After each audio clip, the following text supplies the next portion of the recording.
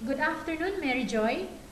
Yes, ma'am. Good afternoon, ma'am. Okay, Mary Joy, can you tell me about yourself? My name is Mary Joy Flores, 27 years old. I am a single mother. I have one child.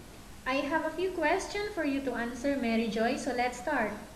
Yes, ma'am. Why do you want to work as a maid? Because I want to earn money for the future of my daughter and to help my family. Why you choose Malaysia when there is a lot of other country? Because Malaysia is near in the Philippines and the weather and time is almost the same, so it's not that hard to adjust.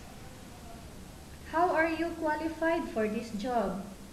Because I am hardworking, trustworthy, disciplined, and patient. May I know what your educational level is? College level, ma'am. Are you a graduate? No, ma'am. Okay, you are a college undergraduate. Yes, ma'am. What was your recent working experience? I don't have, ma'am. Your recent working experience? Ah, I took care of my baby since she was born, ma'am.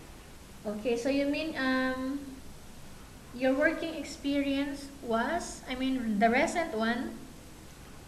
Taking care of my baby since she was born, ma'am. Okay, have you worked abroad before? No, ma'am.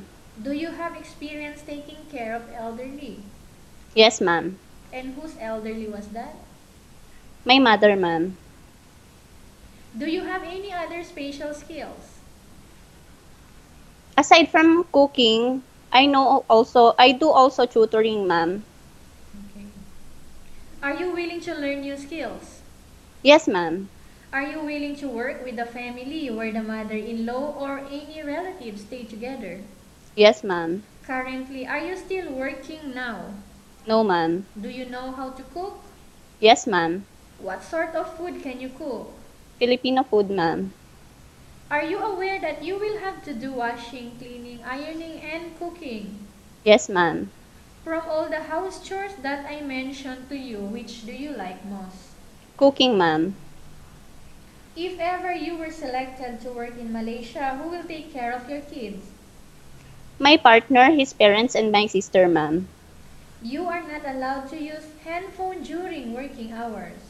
Yes, ma'am. You are only allowed to use handphone after you finish all the works and when going to bed. Yes, ma'am. You are strictly needed to surrender the handphone to your employer in the morning and your employer will return back to once you're going to bed. Ma'am.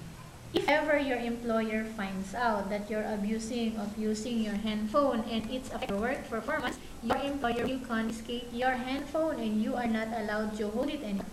Yes, ma'am. Instead, your employer will allow you to call to your family 3 times in a month. You only allowed to bring normal phone and you are not allowed to bring smartphone. Are you agreed for the terms and conditions? Yes, ma'am. Are you agreed to the rules and regulation for the handphone? Yes, ma'am. I agree. Okay, how many years is the contract as you agreed and understands? 2 years, ma'am. Can you describe for me your attitude?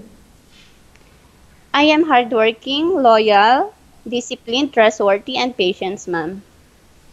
How can you assure to us that you will work hard in Malaysia?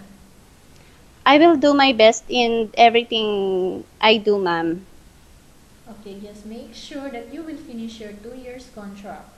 Yes, ma'am. Can you promise not to use the telephone without the permission of your employer? Yes, ma'am. Can you promise not to put on makeup but to dress properly while work? Yes, ma'am. Can you promise not to invite friends and relatives without the consent of your employer? Yes, ma'am. Can you promise not to ask for advance salary from your employer under any circumstances? Yes, ma'am. Do you really understand of the rules and regulation of the agency? Yes, ma'am. I understand. Do you pay any placement fee for you to come to Malaysia to work as a maid? No, ma'am. Do you None. have any history of sickness, breast cancer, or any other illness? No, ma'am. Have you suffered from any serious illness? No, ma'am. Do you smoke? No, ma'am. Have you undergone any operation?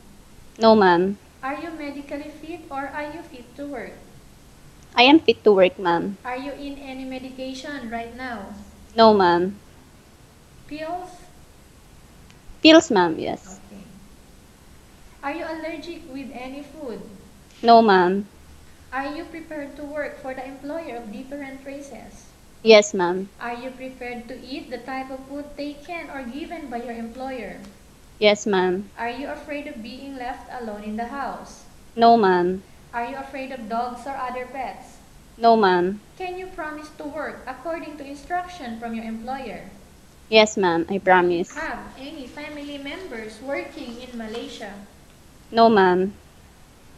Okay, we have finished our question section, Mary Joy. Let's go to case study. I Yes. have a case study for you and I want you to answer me truthfully. Upon arrival in Malaysia within 6 months only, if ever one of your family members passed away, what will you do? I will finish my contract and I will just send money for the family, ma'am. Tell us about yourself again and why do you want to work in Malaysia as domestic helper? I am hardworking, disciplined, trustworthy, and patient. I want to work in Malaysia to earn money for the future of my daughter and to help my family. If in case your employer is watching you right now, what do you want to tell them? I hope that you will choose me as your helper. I am willing to learn.